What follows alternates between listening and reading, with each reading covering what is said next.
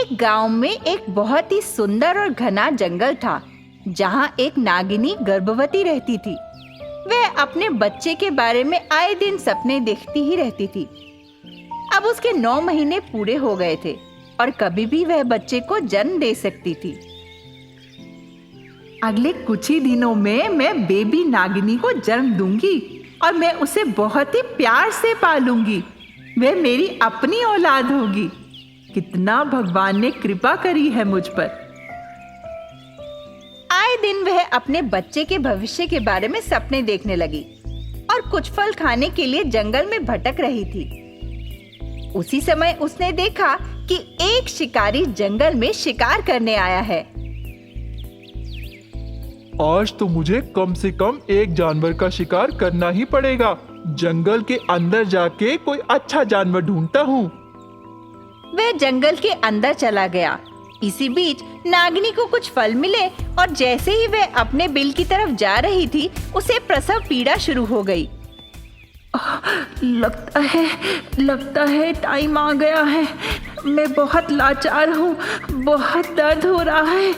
भगवान मेरी मदद करो, भगवान कुछ मदद करो। वह कुछ दूर चलने की कोशिश करने लगी, पर दर्द की वजह से वह वहीं गिर पड़ी। मैं तो चल भी नहीं पा रही हूँ। मेरा क्या होगा भगवान? मेरी और मेरे बच्चे की रक्षा करो भगवान। वह प्रार्थना कर ही रही थी कि अचानक उसे शिकारी ने देखा। शिकारी को लगा कि कोई जानवर दर्द से करा रहा है। वह उसकी ओर गया। लगता है कोई जानवर झाड़ियों में अटक गया है। अगर मैं पास गया तो शायद वो भाग जाएगा। मुझे उसे यहीं से ही शिकार करना होगा, तभी तो मुझे वह मिल पाएगा। तुरंत ही उसने तीर चलाया और जैसे ही तीर चला, सीधा नागिनी के पेट में जाकर लगा। ओह, मुझे बचाओ! नागिनी की चीख सुनकर शिकारी तुरंत उसकी ओर दौड़ा और नागिनी को दर्द में देखा तो उससे उसने माफी मांगी। उसने सोचा कि उसकी मदद करनी चाहिए। क्षमा करें नागिनी देवी, मुझे नहीं पता था कि यह आप हैं। मुझे लगा कि कोई जानवर है, इसीलिए मैंने शिकार कर दिया। मैं तो आपका भक्त हूँ, कृपया मुझे माफ करें। मुझे तनिक भी ज्ञात नहीं था कि यहाँ पर आप हैं। मुझे इस अपराध के लिए क्षमा करें। मैं तो माँ बनने वाली थी और तुमने मेरे बच्चे के प्राण भी ले लिए। मैं तुम्हें शाप दूंगी। मैं तुम्हें शाप देती हूँ कि तुम्हारी किस्मत ऐसी ही हो जाए। मेरी किस्मत में शायद यही लिखा था, मेरा और मेरे बच्चे का ऐसी ही मृत्यु। मैं ऐसा अनर्थ नहीं होने दूंगा। पास में ही एक शिवलिंग है, वहां से एक जादुई पुड़िया मिलती है। मैं तुरंत लेकर आता हूँ। तुम्हें कुछ नहीं होगा देवी, तुम्हें कुछ नहीं होगा। वह तुरंत उस शिव मंदिर की ओर दौड़ा और वहां से तुरंत ही एक बबूती लेकर आया। जब पहुंचा तो नागिनी बेहोश थी। इस बबूती से तुम बिल्कुल ठीक हो जाओगी। नागिनी बेहोश थी और हिल भी नहीं पा रही थी। जैसे ही उसने बबूती नागिनी देवी पर लगाई, वह तुरंत ही ठीक हो गई और इसी बीच उसने एक सुंदर से बच्चे को जन्म भी दिया। वह खुश थी। अपने बच्चे की जान बची हुई देखकर वह प्रसन्न हुई। मेरे बच्चे को जान देने के लिए शुक्रिया। तुम्हारा कल्याण हो।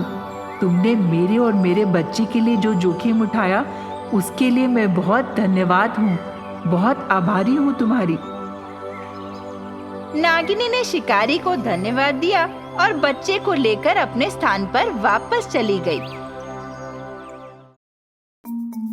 नल्लोर गांव में सुंदर और सावित्री दोनों एक साथ रहते थे।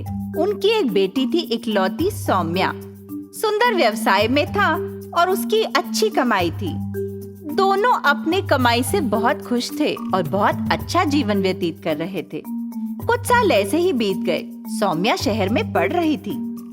एक दिन सुंदर और सावित्री दोनों एक समारोह से लौट रहे थे कि अचानक उनकी गाड़ी का एक्सीडेंट हो गया। सुंदर और सावित्री की मौके पर ही मौत हो गई। जब सौम्या को उसके माता पिता के बारे में पता चला तो वह बहुत ही निराश हो गई। अकेले जिंदगी जीने का ख्याल से ही वह डर जाती थी। माता पिता की मृत्यु के बाद रमेश और उसकी पत्नी सुजाता, उसके चाचा चाची उसके घर पर आए। दोनों उसका ख्याल रखने की बातें करने लगे। सुनिए जी, अब आपके भाई और भाभी की मृत्यु हो चुकी है, अब उनकी प्रॉपर्टी का क्या होगा? मुझे लगता है हम सौम्या को खुश रखेंगे तो प्रॉपर्टी अपने नाम करा सकते हैं और हमारी जिंदगी भी संवर जाएगी। और वैसे भी हमारे अलावा उसका है ही कौन। हम उसे प्यार से अपने वश में कर लेंगे और सारी प्रॉपर्टी अपने नाम कर लेंगे। इसी मकसद से दोनों खाना लेकर सौम्या के पास गए। सौम्या अकेली बैठी अपने माँ बाप को याद कर रो रही थी। दोनों उसके पास गए और उसे समझाने लगे। तुम घबराओ मत सौम्या, हम तुम्हारा ध्यान रखेंगे। क्या हुआ? सुजाता और रमेश झूठा प्यार दिखाने लगे। मुझे पता है चाची, पर मैं क्या करूं? मम्मी पापा की बहुत याद आती है। मुझे पता है सौम्या, पर तुम बेफिक्र रहो, हम तुम्हारे साथ हैं ना। तुम हमें ही अपना माता पिता समझो, हम तुम्हारा बहुत ध्यान रखेंगे। सुजाता तरह तरह के व्यंजन बनाकर झूठा प्यार दिखाने लगी और सौम्या की देखभाल करने का नाटक करने लगी। यहाँ रहकर मेरी पढ़ाई नहीं हो पाएगी, मुझे शहर वापस जाना होगा। पढ़ाई लिखाई वापस करके ही यहाँ आऊंगी। ऐसा सोचकर वह चाचा चाची के घर जाती है, पर वहाँ उनकी बातें सुन लेती है। अरे ये लड़की तो जाने का नाम ही नहीं ले रही, कब हम इससे प्रॉपर्टी के पेपर साइन करा पाएंगे? अरे मैं भी यही सोच रहा था, इतने दिनों से सेवा कर रहे हैं, आज ही उससे साइन करा लेता हूँ प्रॉपर्टी के पेपर पे। तुम चिंता मत करो। क्या आप इन दिनों से मेरे साथ नाटक कर रहे थे? आपको मुझसे कोई प्यार कोई लगाव नहीं? गुस्सा होकर सौम्या घर अपने वापस चली गई और कुछ ही देर बाद रमेश और सुजाता उसे मनाने वापस आए। उन दोनों को अपने सामने देखकर सौम्या और भड़क गई। मैं सोच भी नहीं सकती कि प्रॉपर्टी के लिए आप इतना गिर सकते हैं। वो सब नाटक था, मुझे लगा आप मेरे साथ हैं। अरे अब तुम्हें सब कुछ जब पता चल ही गया है तो तुमसे क्या छुपाना। जल्दी ही प्रॉपर्टी के पेपर पर दस्तखत कर दो, नहीं तो मैं तुम्हें जान से मार डालूंगा। तुमने हमें बेवकूफ समझ रखा है क्या?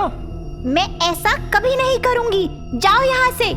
वह चुपचाप अपने कमरे में जाकर दरवाजा अंदर से बंद कर लेती है। चाचा चाची बाहर से दरवाजा खटकाते हैं, पर वह नहीं खोलती। हम बाहर से दरवाजा बंद करके अपने घर चले जाते हैं। मर जाएगी बिना कुछ खाए पिए, फिर भी प्रॉपर्टी हमारे ही नाम होगी ना।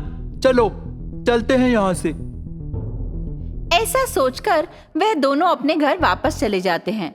हैरान परेशान सौम्या समझ नहीं पाती कि अब उसे क्या करना चाहिए। वह रोते बिलखते अपनी माँ को याद करती है। कुछ देर बाद सौम्या को भूख लगी थी। वह बहुत संघर्ष कर रही थी। अचानक फोटो में से सावित्री की आत्मा बाहर आ गई और उसे कहने लगी, सौम्या मेरी बच्ची, देखो मैं तुम्हारे लिए क्या क्या लाई हूँ। माँ को सामने देख सौम्या चौंक गई। अरे माँ, तुम वापस आ गई हो माँ। माँ बताओ ना, मैं सपना देख रही हूँ क्या? सौम्या मैं तुम्हारी मदद के लिए यहाँ आई हूँ। माँ मैं बहुत अकेली पड़ गई हूँ। क्या तुम्हें पता है चाचा चाची ने मेरे साथ क्या किया? तुम चिंता मत करो सौम्या, मैं तुम्हारी मदद के लिए ही आई हूँ। सौम्या चुपचाप खाना खाने लगी।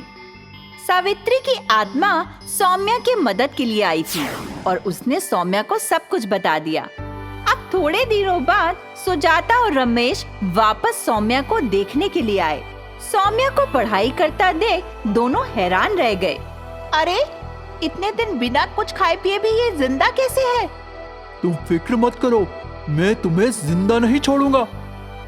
रमेश ने जैसे ही सौम्या को मारने के लिए हाथ उठाया, सौम्या जोर जोर से चिल्लाने लगी।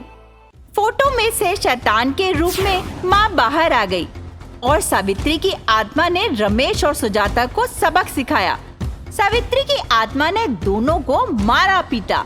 सौम्या विनती करने लगी, नहीं माँ नहीं, इन्हें छोड़ दो माँ, कोई बात नहीं। सावित्री की आत्मा ने उन दोनों को छोड़ दिया।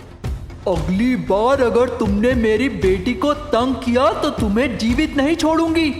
तुम ये सोच लेना कि तुम्हारा जिंदगी खत्म हो जाएगी। दोनों डर के मारे वहाँ से भाग गए। तब से हर दिन सौम्या की माँ सावित्री की आत्मा उसकी मदद के लिए आने लगी।